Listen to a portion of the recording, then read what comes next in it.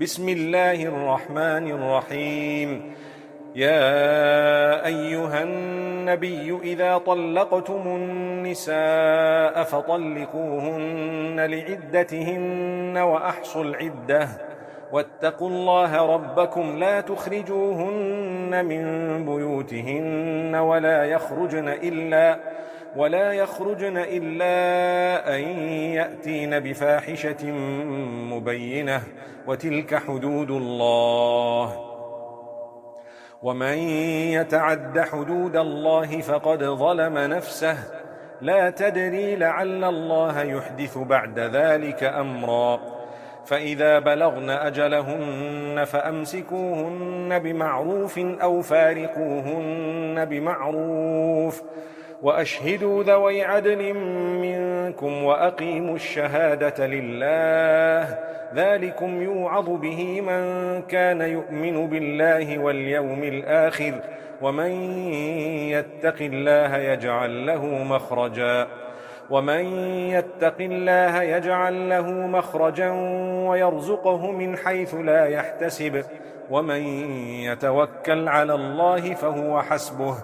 إن الله بالغ أمره قد جعل الله لكل شيء قدرا واللائي يئسن من المحيض من نسائكم إن ارتبتم فعدتهن 3 أشهر واللائي لم يحضن وأولاة الأحمال أجلهن أن يضعن حملهن ومن يتق الله يجعل له من أمره يسرا ذلك أمر الله أنزله إليكم ومن يتق الله يكفر عنه سيئاته ويعظم له أجرا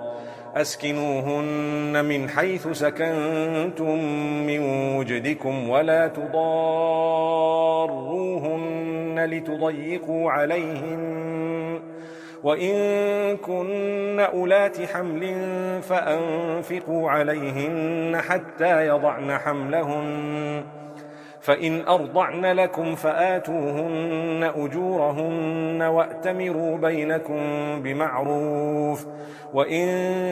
تعاسرتم فسترضع له أخرى لينفق ذو سعة من سعته ومن قدر عليه رزقه فلينفق مما آتاه الله لا يكلف الله نفسا إلا ما آتاها سيجعل الله بعد عسر يسرا وكأي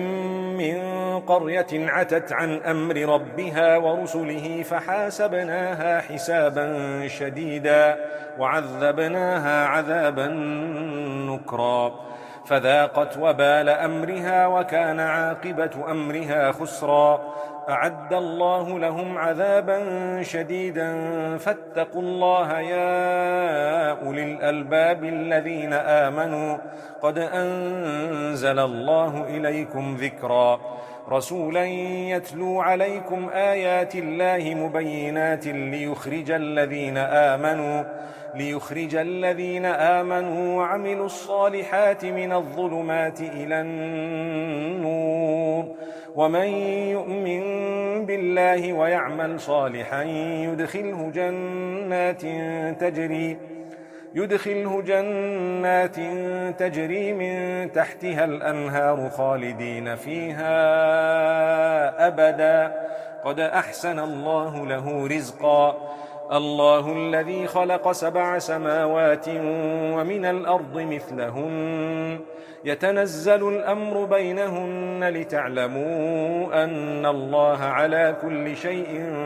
قدير وأن الله قد أحاط بكل شيء علما.